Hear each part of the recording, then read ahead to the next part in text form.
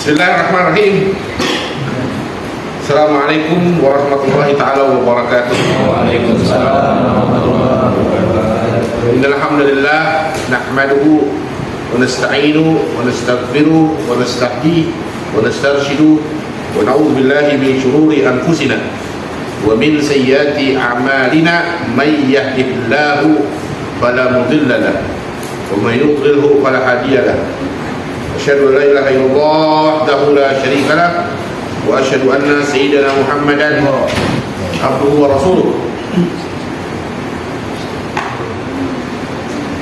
Qala Allah Ta'ala bismillahirrahmanirrahim.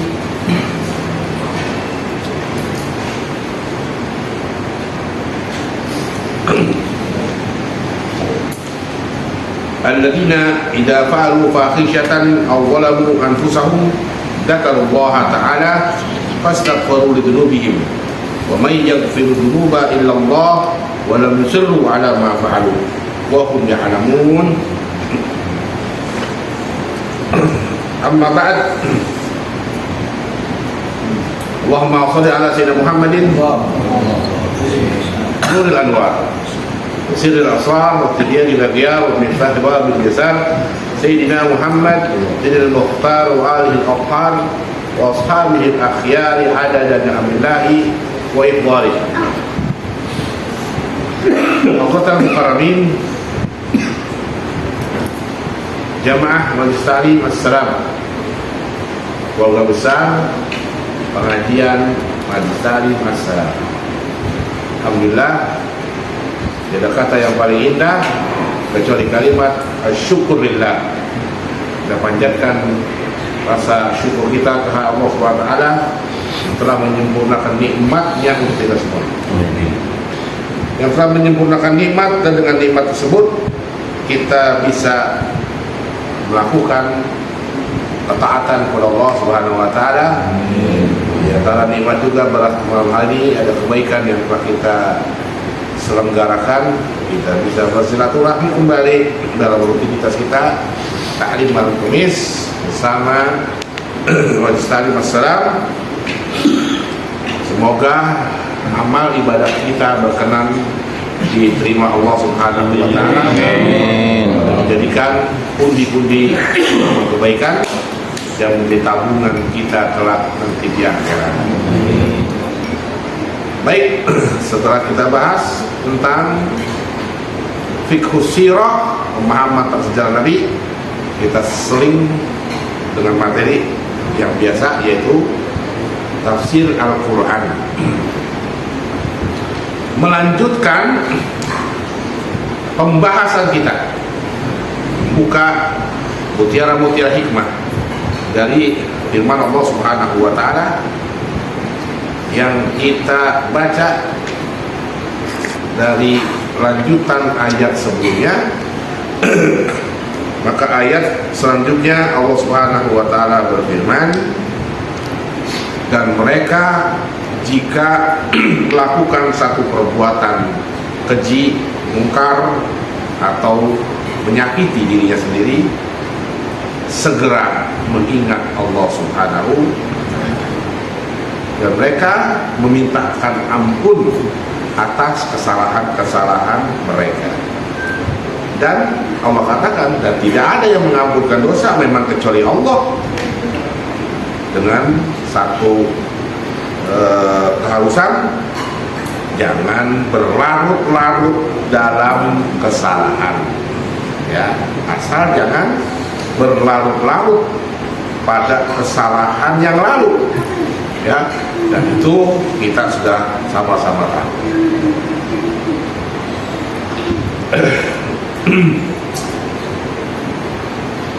Bahwa sebagai orang mukmin beriman, kita harus punya satu keyakinan bahwa Allah Al-Ghafur, Maha Pengampun.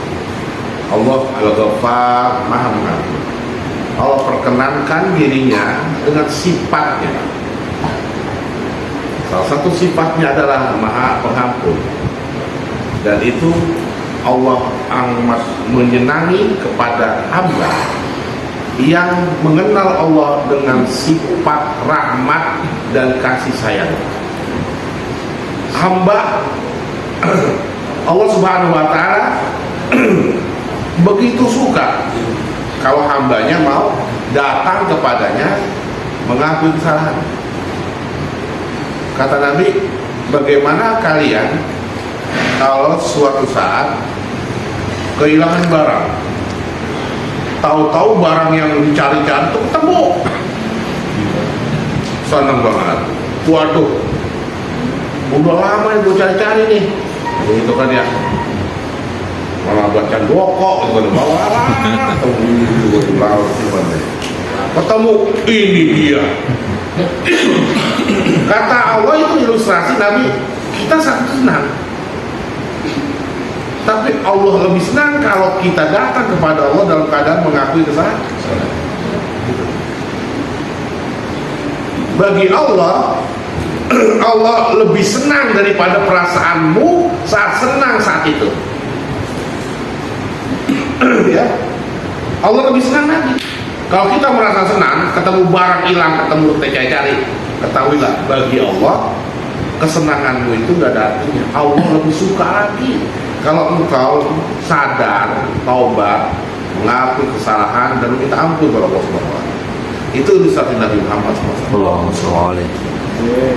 Ampunan Allah, ibarat itu udah diumbar, udah dijual murah. Ampunan Allah, udah di apa namanya itu? Namanya menginginkan agar benar-benar kita tertarik. Dan tidak ada sesuatu yang menggembirakan bagi Allah kalau kita benar-benar datang kepadanya dan meminta ampun. Dan Allah suka. Allah marah jika kita butuh pada orang lain, sedangkan Allah butuh sama kita. Ada sahabat seperti Ustaz jelaskan, datang kepada Nabi Muhammad SAW. Ya Rasulullah, saya celaka ini. Kenapa Nabi? Kenapa kau? Saya habis berbuat dosa. Apa kenapa kamu? Saya habis nyium perempuan. Kata Nabi, tadi ikut sholat isya nggak bareng-bareng? Ikut Rasulullah, diampuni. Udah Allah ampuni. Jadi apa? Pintu maaf dibuka lebar. Pintu maaf bagi Allah dibuka lebar. Dalam hadis qudsi, andai kata kagak ada hamba yang mau minta ampun, nggak ada minta ampun loh. Gua ciptain makhluk lagi, makhluk baru, dan dia akan memintakan ampun. Kalau lu mau minta maaf, orang lain bisa minta maaf. Saking apa? Saking Allah memaksa kita untuk meminta ampun. Beda sama orang, beda sama lo. Kalau malu kalau gua ampunin, gua nggak rela di akhirat. Nah, orang dengan orang enggan untuk memaafkan, tapi Allah marah kalau kagak kita nggak minta maaf. Nah. Makanya bagi Allah, jika kita habis berbuat kesalahan, cepet-cepet ingat Allah. Gitu, cepet-cepet ingat Allah. Itu yang Allah ini. Nah itu menjadi satu hal yang refleks dalam kita, gitu kan, menjadi refleks buat kita. Setiap ada hal yang bagi kita, kita segera astagfirullah. Nah begitu, lebih suka. Ya Allah, iya, astagfirullah. Nah, hilangin itu yang usah deh, nah juga usut dah sialan pada. Nah ini kata-kata yang nggak ada, kata-kata refleks ini ya. Alangkah indahnya kalau kata-kata itu dalam redaksi apa?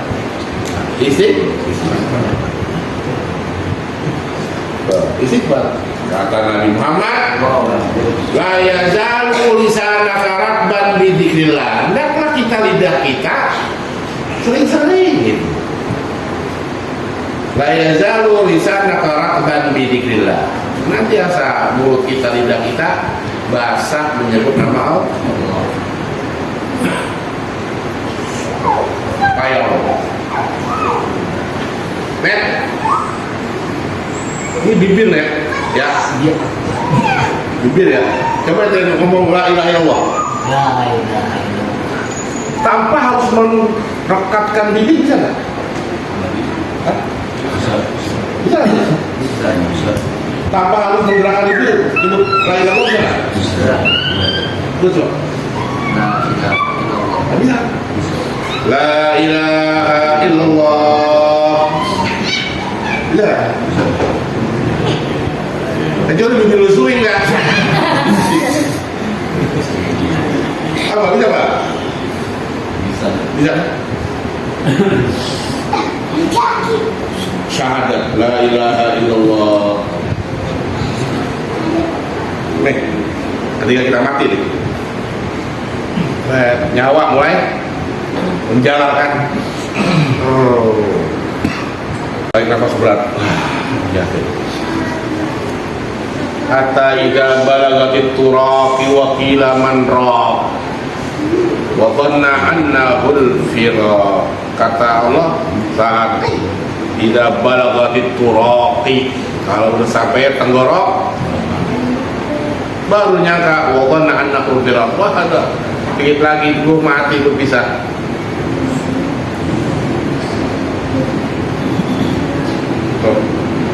Wa dhanna annahul firaq. Tetapi Allah sayang, itu maksudnya nih.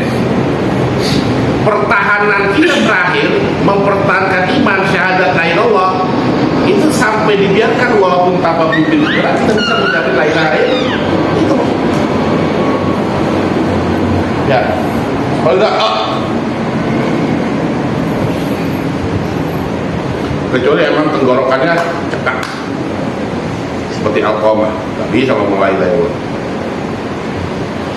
Walaupun jasad itu udah kaku, tapi lisan itu masih bisa menyebut la ilaha illallah tanpa menggerakkan. Andai kata itu kaku nggak bisa ngomong. Coba la ilallah, la ilaha illallah masih bisa, dimudahkan, keluar. Dan mata yang lihat, udah sampai nggak bisa gini, baru wan naziati gharqa wan nasyitati nasra. Dan demi malaikat naziat mencabut al-gharqa tenggorokan nyawa, wan nasyitati nasra, dan mereka yang merangkul dengan lembut nyawa. Jadi ada ayat yang mencabut dengan keras, ada ayat yang menyampaikan nyawa dicabut dengan lemah lembut. Mata kita mendelik ke atas, ittaba'ahul basaru, mata melihat apa? Roh kita kecanteng. Wa khasyal jabin, dan kening kita berkering. Jabin berkeringat saat roh kita tercabut. Tadi rahmatnya Allah apa tadi? Allah biarkan kalimat syahadat bisa terucap walaupun tanpa menggerakkan di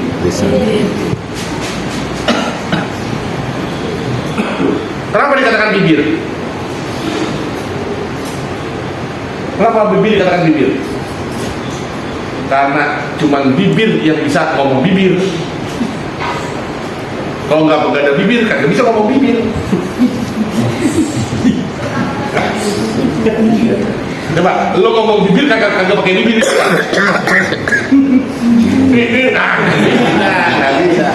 Ngomong bibir mesti pakai bibir, makanya kata bibir.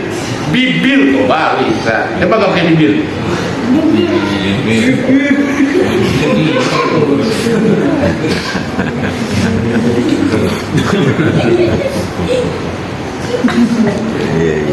Nanti polanya kata ya tadi. Permasalahan adalah bisakah kita menjadikan refleksi kita, refleksi spontan kita dalam berzikir. Coba upayakan agar segala sesuatu kita spontan dikit. Ya enggak? Spontan dikit.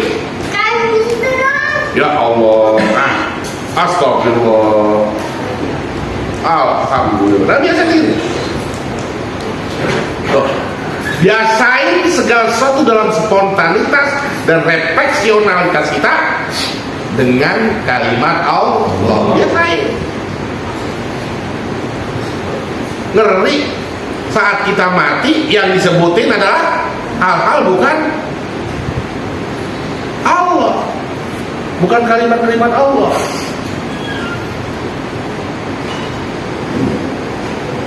Entah apa yang diomongin istrinya, hartanya, bandanya, ini yang diingat, karena yang diingat itu dan betul Allah. Disitulah kita dianjurkan untuk mentalkinkan la ilaha illallah, pelan-pelan, la ilaha illallah. Oh, jangan pelan-pelan kan? Ya, dia juga nggak dengar. Manusia tergantung kebiasaannya. Nah itu aja lah. Tergantung kebiasaannya. Apapun refleksionalitas dia dan spontan itu. Kalau kita lihat kan umpama orang pemain silat ya, refleks ya. Nah, refleks dia udah tahu kemana tangannya bergerak, refleks tahu. Nah ini katanya orang-orang yang berbuat dosa, zakarullah, cepat mengingat Allah. Ini baru.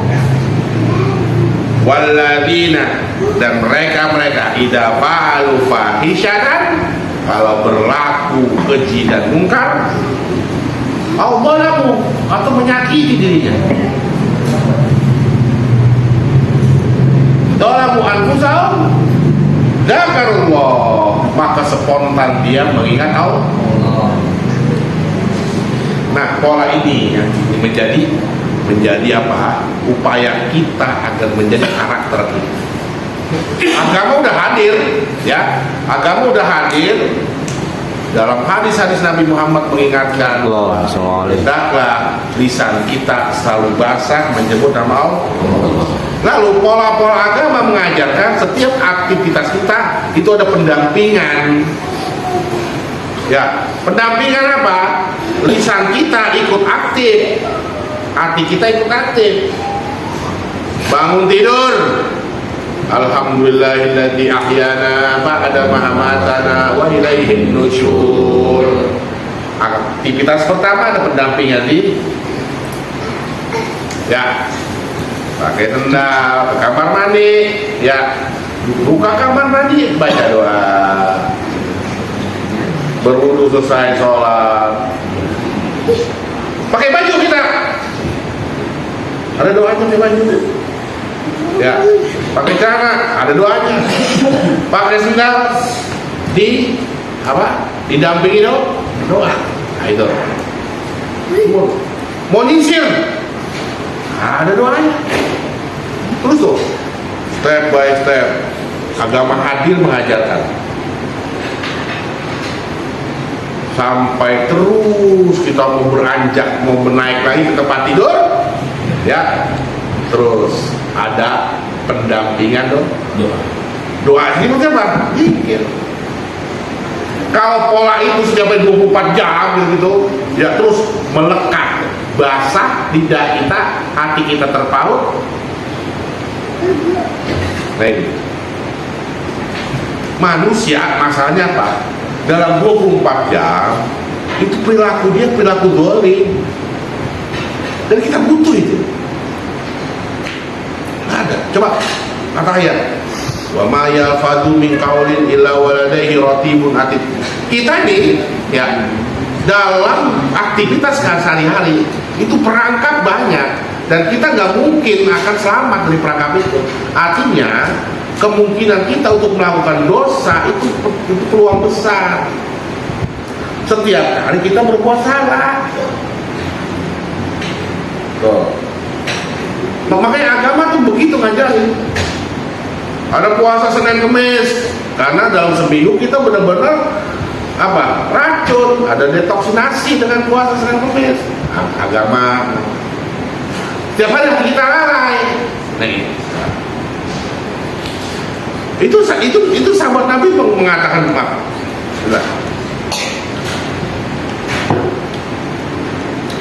Sahabat Nabi dari kumpul gini Nabi.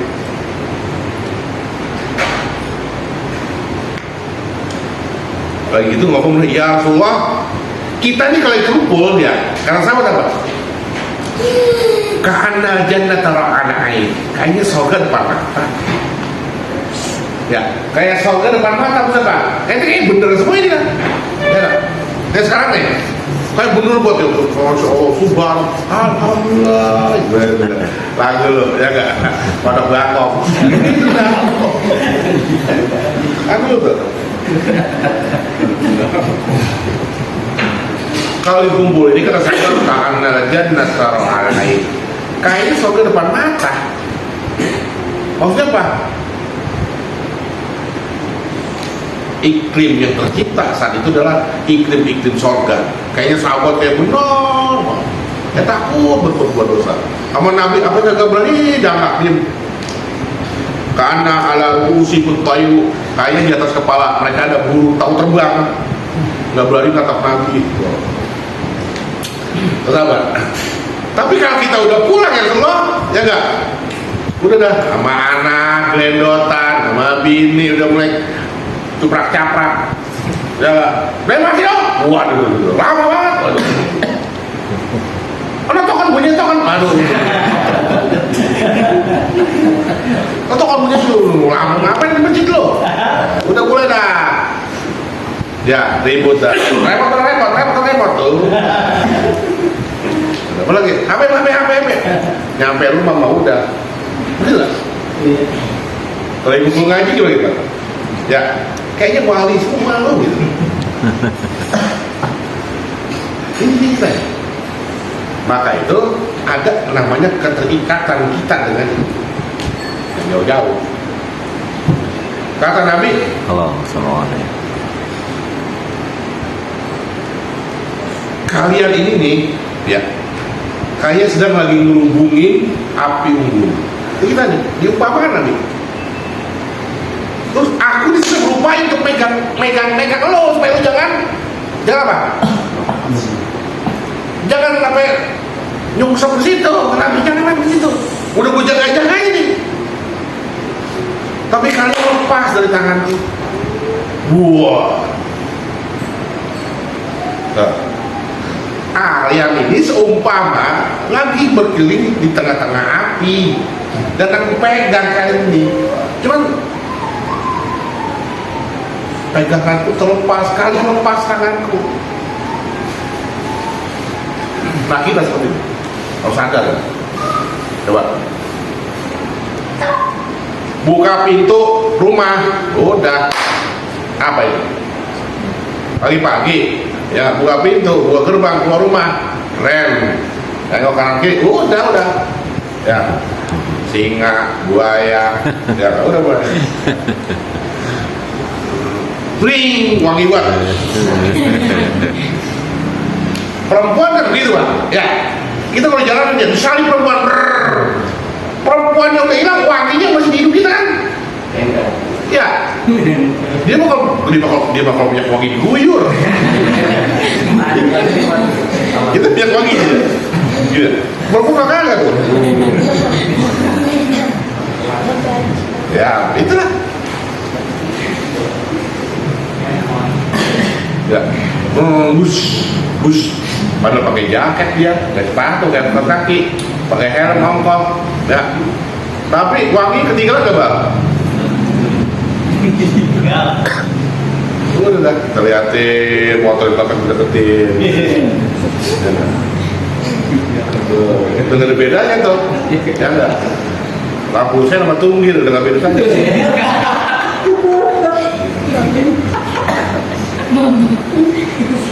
Bahaya. Bahaya nggak? Bahaya. Kita kalau lagi kumpul ini kayaknya di sorga. Iya, kita lagi ngomongin apa nih? Ngomongin hal-hal agama. Kita semuanya terlena. Ya Allah, ya Allah. Teman-teman pengejo kokoh, ya enggak. Habis zikir sama-sama, habis Fatihah bersama-sama, ya enggak. Asing PPC, kayak di sorga gitu. Pulang. Terus besok pulang blok, minumin TV, main HP. Buka TikTok, scroll 2 jam. Prabowo gemoy, buat lagi, ya enggak? Pagi. Pahisatan sebutnya. Hal-hal yang bertentangan dengan norma. Itu pahisatan. Hal-hal yang tidak ma'ruf baik di masyarakat itu kan pahisatan. Ya. Dan pahisatan pada zaman kita udah ma'ruf. Dulu, zaman dulu ma'ruf pahisatan. Ya, perbuatan buruk ya buruk. Orang kenal, tapi sekarang perbuatan baik gitu. Zaman dulu orang ngawinin cuman orang kaya doang yang pakai dangdut. Zaman dulu dangdut itu kan LP gitu kan ya. Zaman dulu lagu kasih dahar. Zaman sekarang ngawinin wajib dangdut, wajib goyang. Itu jadi makruh, sesuatu yang lumrah. Ngeri. Satu, inilah yang disebut pahisatan. Pacaran, mabok-mabokan, pencurian, ini juga al-fawahis di semuanya. Udah jadi suatu malu. Kedua, menyakiti diri sendiri.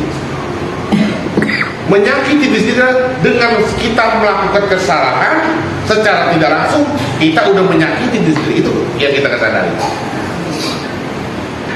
Menyakiti diri kita, kadang kita hanya pada kesan pertama. Kalau hal-hal yang merugikan kita di awal kesan, itu menyakiti.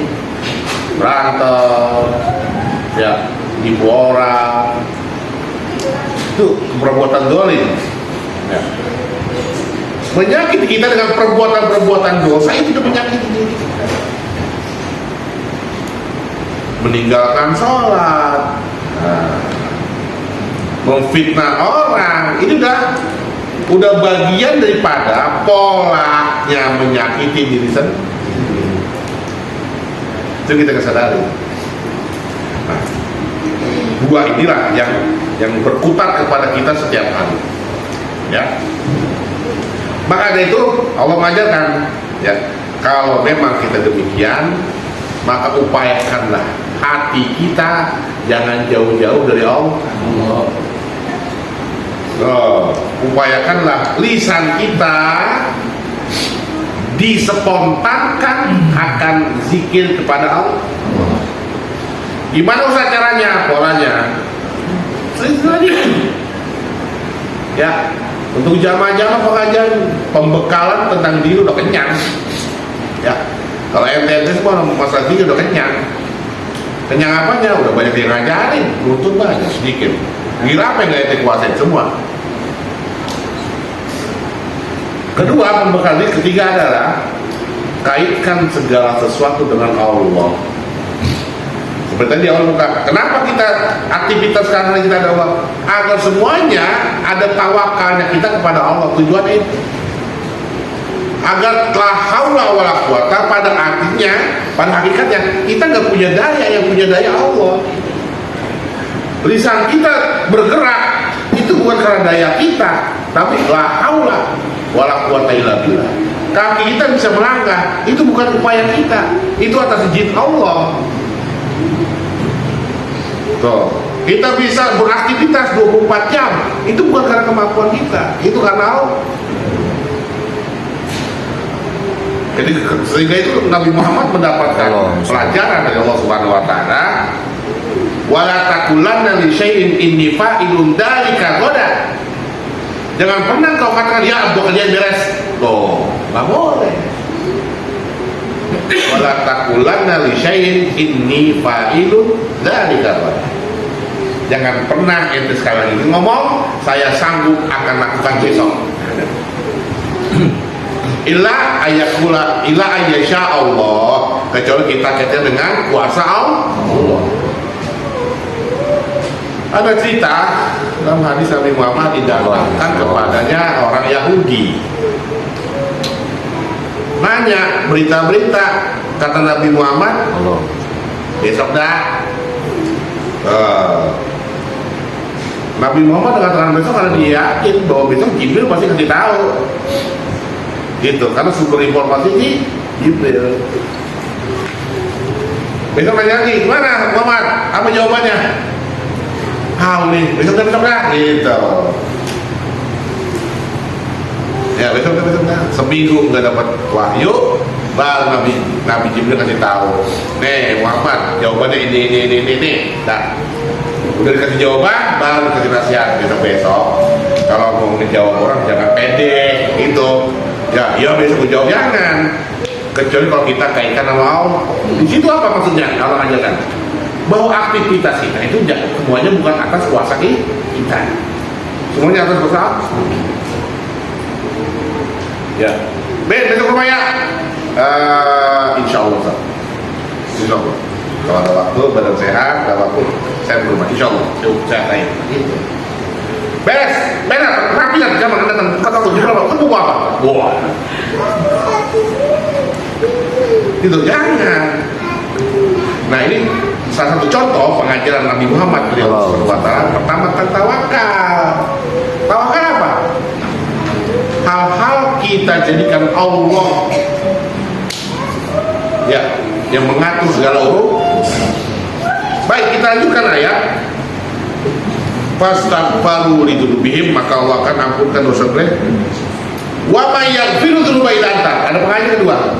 Dan dia tahu yang cuma Allah saja yang mampu mengampunkan dosa. Ya, ada suatu ideologi beranggapan bahwa dosa bisa bisa dinego. Nggak bisa. Orang Nasrani itu ada satu cara mereka bisa merasa aman dari berbuat dosa dengan melakukan cukup meminta maaf kepada pendeta. Nah, itu biasanya ya. Kalau di Nasrani itu di gereja ada pojokan namanya ada bilik ya. Kalau agama kerja ada bilik. Nah di bilik itu mereka berbuat dosa ngomong kan manggil bapak dia bapak. Kalau di Jawa Romo, wahai bapak saya tadi begini ya enggak. Lalu si yang di dalam bilik itu ngomong ya udah dosa lu gua ampuni ya, dosa lu dimaafkan oleh Tuhan karena Tuhan datang ke muka bumi ini disalib untuk menjadi pembebas atas kesalahan semua. Itu udah artinya gitu dia. Tuhan Yesus disalib untuk menjadi penebus atas dosa-dosa kita gitu. Nah ideologi itu kan begitu ya. Yang berhak mengampunkan hanya Allah. Sekalipun Nabi Muhammad tidak mempunyai kewenangan untuk ya, sekalipun Nabi Muhammad tidak mempunyai kewenangan untuk memaafkan dosanya hamba ini kepada Allah. Nabi Muhammad sebagai apa? Nabi Muhammad sebagai mediator, iya. Sebagai fasilitator, iya. Ya, muwasil bisa. Atas kedekatan Nabi Muhammad bisa jadi ada pertimbangan, itu bisa. Ya, nah gini. Ada sahabat meninggal dan minta Nabi Muhammad untuk mensolatkan. Kata Nabi Muhammad punya utang nggak dia? Punya utang. Jadi Nabi Muhammad nggak mau mensolatkan sahabat yang punya utang. Artinya apa? Karena bagi sahabat Nabi Muhammad bisa menjadi legitimasi untuk keselamatan orang ini di alam kubur, maka Nabi Muhammad pun mengatakan untuk hal ini saya nggak bisa. Kenapa? Ada sangkutan ini hamba dengan manusia yang lain. Apa? Utang piutang. Gitu. Nabi Muhammad pernah dimintai oleh seorang sahabat namanya Abdullah. Abdullah ini putranya Abdullah bin Ubay bin Salul. Abdullah bin Ubay tokoh munafik. Anaknya namanya Abdullah juga, tapi sahabat yang sejati. Dan mana pernah bilang sama Nabi Muhammad, ya Rasulullah, gimana kalau bapak saya panggil apa? Jangan. Nanti orang akan ngomong Nabi Muhammad ngebolehin anak bunuh bapak, jangan. Gitu. Jangan tapi bapak lo ngomongnya begitu dia. Nah, Abdullah bin Ubay bin Salul tokoh munafik meninggal. Anaknya bilang, Masya Allah, tolong sholatin bapak saya. Namanya anak biar bapaknya tetap dia udah sholatin Nabi. Teguran datang dari Allah. Wala tarjin al ahadin mata kafuran. Wala tusalli ahadin mata. Jangan kau sembayangin orang yang mati dalam keadaan kafir. Rasul nggak mau, nggak boleh. Teguran. Ya. Kedua, masalah utang piutang. Ya, Nabi Muhammad tidak mau menjadi jaminan atas keamanan orang tersebut di alam kubur. Kecuali ada yang nanggung, bahwa ada sulah. Terus sama si bulan yang nanggung, yaudah orang yang nanggung berarti utangnya beralih ke bulan. Ini si mayat mati udah gak punya utang. Ya, karena utangnya udah dipindahkan ke orang lain. Mahal Nabi Muhammad yang banyaknya ini jenazah. Dan sini bahwa kita urusan ampun mengampuni maafkan urusan Allah, dan Allah udah membuka jalan gampang, membuka pintu lebar-lebar. Itu intinya mah. Kita datang kepada Allah. Allah udah buka pintu maaf selebar-lebarnya. Dan Allah katakan Anna Raufur Rahim. Dan ada kalimat yang paling sangat indah itu kan, Ghafurun,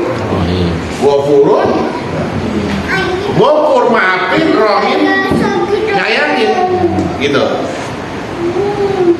Ada orang salah, ya enggak? Terus masalah, maaf, ya udah, gua maafin. Gua bagi duit. Coba, kita udah dimaafin, kita dibagi lu. Gus, umpama lo kerja sama Ustaz, sama Gus, itu pecah Gus, Ustaz, maafin aja. Ya udah, nenek, bilang gitu. Namanya Ghafurun. Kita datang pada Allah, minta maaf, dimaafin nggak? Maafin, disiapin surga lagi. Tuh, itu kalimatnya Ar-Raufur Rahim. Ghafurun lagi. Maka alangkah bahagianya kita jika konsep ketuhanan Allah memperkenalkan sifatnya dengan sifat yang indah itu. Artinya banggalah kita dengan Allah sebagai Tuhan kita, bahwa Allah hadir memperkenalkan ini dengan sifatnya yang kasih sayang. Dan kata Allah, sabakat rahmati ghadabi. Murkaku ini malah kalah cepat sama rahmatku. Marahnya Allah dikalahkan sama rahmatnya Allah. Marahku itu kalah sama rahmatku, gitu. Kayak gini ya. Pokoknya kita punya rumah ya. Bocah main bola, tendang kaca, cempreng pakai waktu. Ngebul pala. Ngebul pala. Ini maksudnya rahmat Allah mendahulukan marahnya. Siapa tadi? Oh, siapa tadi? Itu marah-marah tadi ya. Siapa tadi? Saya mas. Bocahnya udah kuruk, ya nggak? Pakai sandal jepit sebelah. kaosnya kita mangga mulu, kayak tangannya berikil, aduh, malanya rambutnya gondrong, ya enggak, mukanya, aduh, ya, enggak bocor cek. Kita mau jadi nggak? Jadi gimana? Iya. Iya. Anak mana tuh? Malu ya. Pulang. Coba Pak, kacamata kayak udang. Ya, orang proses lah. Anak saya belum. Udah anak saya udah. Ya, marah-marah kita. Allah begitu nih kesalahan kita. Pas Allah memurkanya kita, sabagat rahmati rahmatku ngarahin marah. Dan hampir semuanya karakteristiknya Allah adalah rahmat. Wasiat rahmati kulla syai'. Segala sesuatu dalam diri itu diliputi rahmat. Sehingga apapun yang ada padaku itu mah munculnya ya kasihan-kasihan juga kalau. Mau bagaimana pun di orang juga ya. Ya. Datang. Pinjam duit ya, sudah. Datang. Minta beras ya, sudah. Enggak ya. Kan gitu ya. Datang lagi. Ya. Jadi orangnya agak tegaan gitu dah. Ya. Kasih. Dah, buyang lah gitu kan ya. Jadi wasiat rahmat itu. Nah, ini kita sedang berbicara tentang bagaimana Allah hadir merayu kita bahwa hendaklah kita segera mengejar rahmatnya Allah. Kita semua manusia punya dosa, punya kesalahan, maka bentuklah satu karakter di mana kita selalu terhubung terkait dengan Allah. Jika pola itu terbentuk, ya apa yang terjadi buat kita adalah apa? Ya, minim kita berbuat dosa, kita akan selalu apa? Selalu ingat Allah. Ketika kita udah selalu ingat Allah, maka hasil selanjutnya adalah apa? Keengganan kita untuk melakukan kesalahan. Itu ya. Nah, ini makom tertinggi namanya makom ma'iyah. Apa? Kita selalu bersama Allah. Tapi dengan syarat semua dosa diampuni Allah. Walam yusirru ala ma fa'alu. Asal jangan lu nyemplung lagi gitu. Itu dah. Ya. Maka dalam penjelasan semua taubat diterima. Taubat nasuha itu ya apa? Taubat yang diterima adalah satu, menyesal atas dosanya. Ya, nyesal. Nah, menyesal gimana menyesal? Beda orang menyesal. Dia menyesal. Kedua, dia tidak lagi balik pada kesalahan yang sama. Kedua, nggak nerusin. Ya, dan selanjutnya adalah sisanya melakukan perbuatan baik. Ittaqullaha haitsu ma kunta wa atbi sayyi'atal hasanata. Setiap kita berbuat dosa, dampingi perbuatan baik. Tambuha wa khaliqin nas bi qulubin hasanin. Karena perbuatan baik dapat menghapus perbuatan dosa. Bagi kita sekarang ada sini, kita jujur sekarang. Siapa yang dulu bajingan sini? Wah. Siapa juga kagak bangsat sini? Waduh. Tapi orang digerasakin, rambutan orang di orang. Mudah, empang orang dicengkalin, obak orang dipancingin. Ayo, ya enggak? Udah. Pacaran sama anak orang bambu, pacaran sama anak kampung dua, belum berapa macam-macam begitu dosa nggak ada kita kan. Dulunya mau buka, yang udah cukup. Walam yusirru, jangan nerusin. Walam yusirru, jangan terusin nggak kelar. Apa?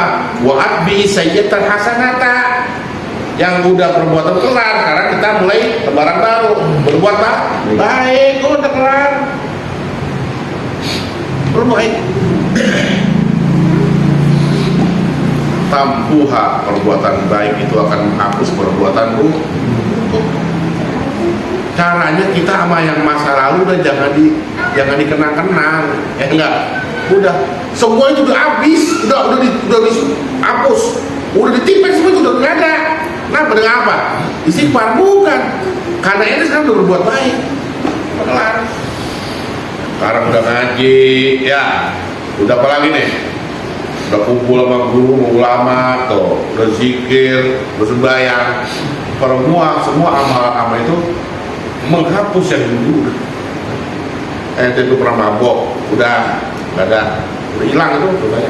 Ente itu pernah pacaran, udah kenapa? Tuh kita deh, udah berbuat baik dulu, udah rasanya. Ingat, jangan tobat balik lagi. Wah ini yang repot, mungkin udah balik lagi, udah susah dikendat udah. Ya, itu dulu ente berbuat dosa nggak ada? Banyak dosa. Semua, lu dapet lagi di kontrakan mau dibukangin lo, sabar lo. Kontrakan kasih malu jangan jajanin. Ya, itu udah habis, udah kenapa? Ente kan udah berbuat baik kan? Udah berbuat amal soleh ente sekarang udah ngapusin perbuatan dosa lu, udah.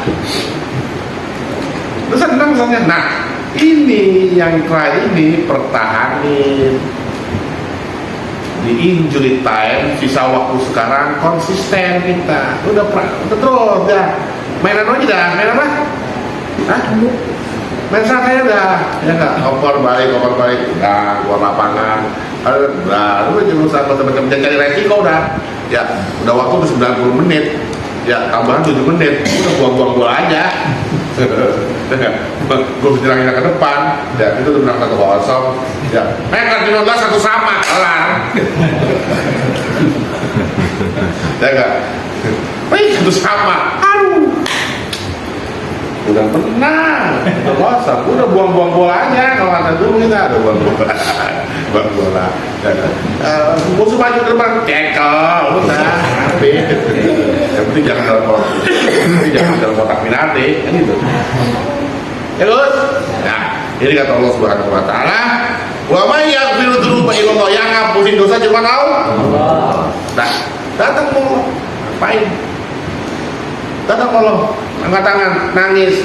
Kata Allah, an-nadmu nyesal minad dambi kaman la dambala. Orang yang nyesal tapi punya dosa. An-nadamu minad dambi kaman la dambala. Orang yang nyesal dari perbuatan dosa kayak orang kagak punya dosa. Ya Allah, ya kan? Wah, pakai hidung nangis nembung. Orang itu pokoknya udah gua diam. Ya, wah, benar. Anakku binadam kamadladam.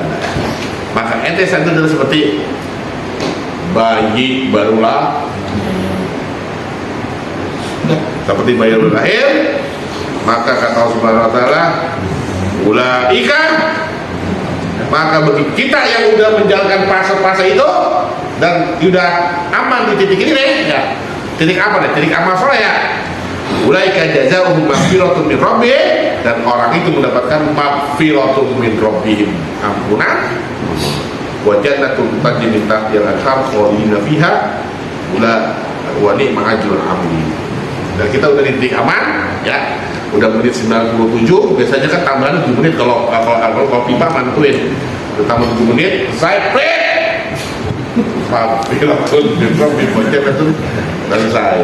Wa ajrul 'amilin, demikianlah nikmatnya ganjaran orang-orang yang berbuat kebaikan. Ingat ya, hati-hati nih.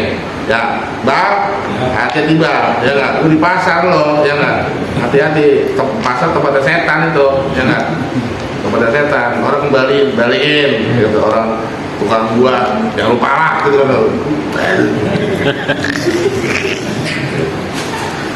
Allah Subhanahu Wa Taala alam al-Fatihah. Auzubillahi minasyaitonir rajim.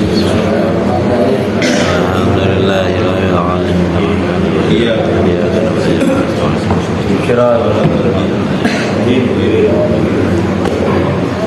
وقونا كلمة الحمد لله أعرف أن تقوم بنا إنك تسمع الرحيم ربنا وبسم الله وتعالى السلام عليكم الحمد لله رب العالمين